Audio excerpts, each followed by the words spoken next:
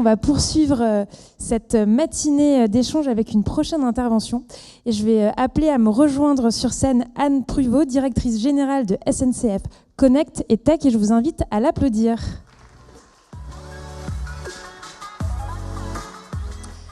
Merci beaucoup, bonjour.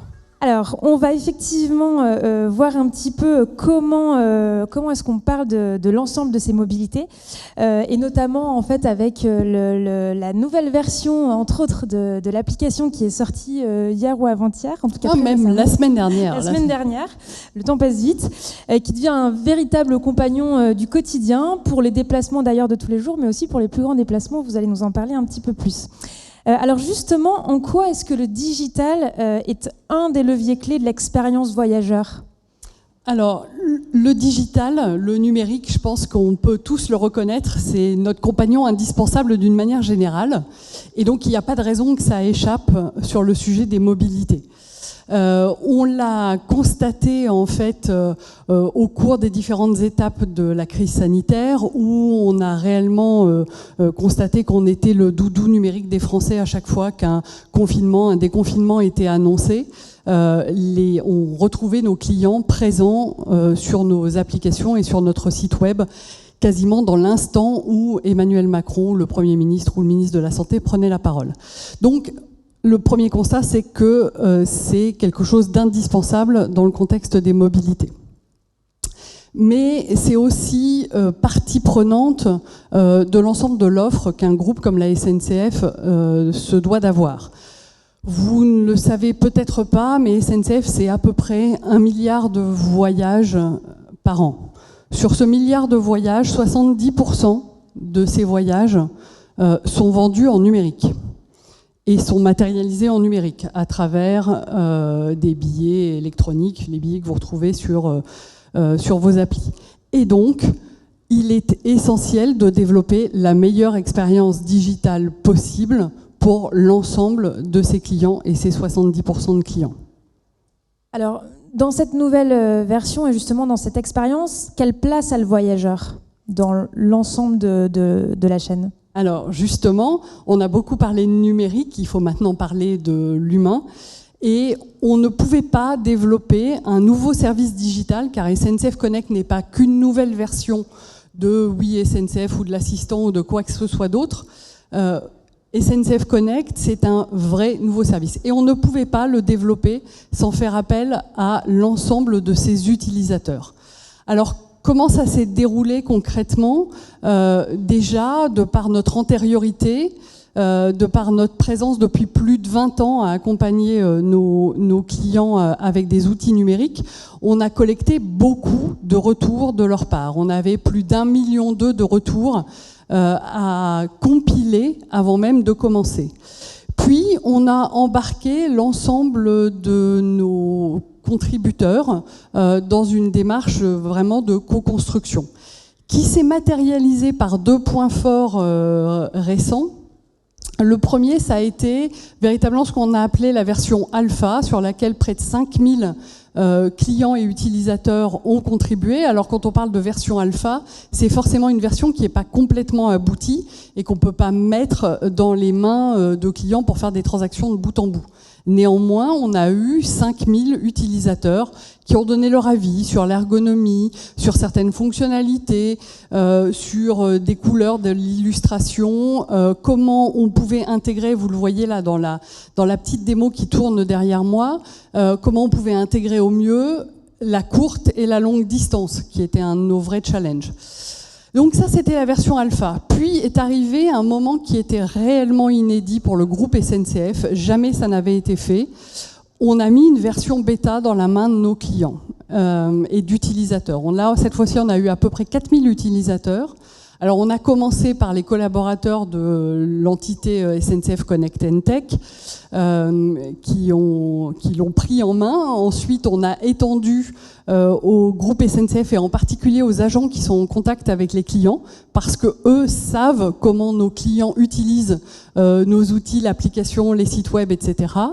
Et puis, on l'a étendu enfin à des clients qui ont accepté de prendre l'outil en main, de le prendre avec évidemment des clauses de confidentialité parce qu'on ne voulait pas que tout ça sorte trop tôt.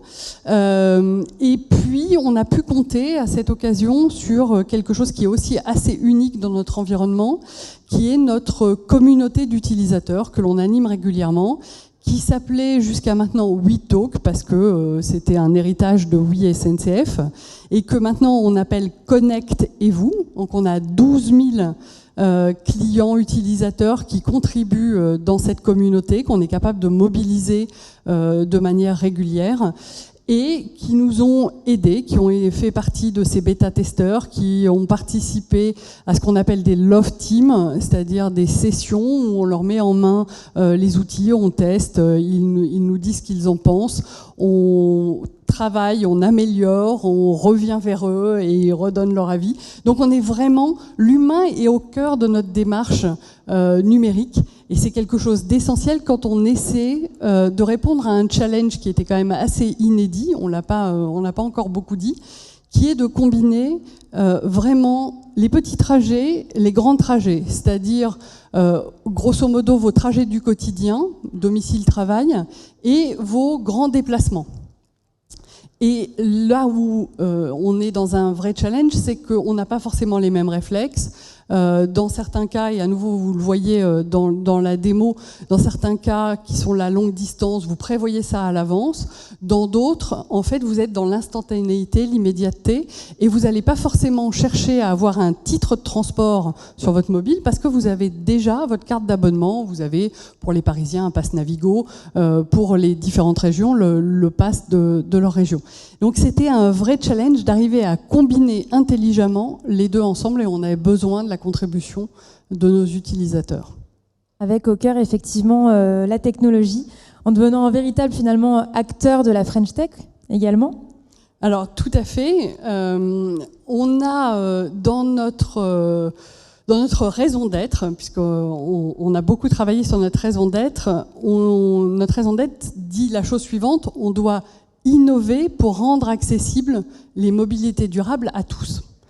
Et donc, innover dans ce contexte, c'est en particulier s'appuyer sur nos compétences technologiques. C'est 60 à 70% de nos équipes, on a à peu près 1000 collaborateurs au sein de SNCF Connect & Tech, c'est 60 à 70% d'entre eux qui ressortent en fait du domaine de la technologie. Alors, ils ne travaillent pas que sur SNCF Connect, mais c'est une part de leur activité. Et puis on s'appuie sur l'écosystème, le réseau de la French Tech. On s'appuie sur un certain nombre de start-up, de scale-up. Je vais avoir du mal à tous les citer, je vais sûrement en oublier, mais on travaille par exemple avec Batch, avec Content Square, avec MyFeelback sur leur domaine d'expertise spécifique. Et c'est un sujet qui est essentiel pour nous. Au regard de notre raison d'être qui est vraiment d'innover, ça va être notre partie tech sur les mobilités durables et pour les rendre accessibles à tous. Alors justement, quelle vision vous portez au travers notamment de cet outil numérique sur les mobilités durables ?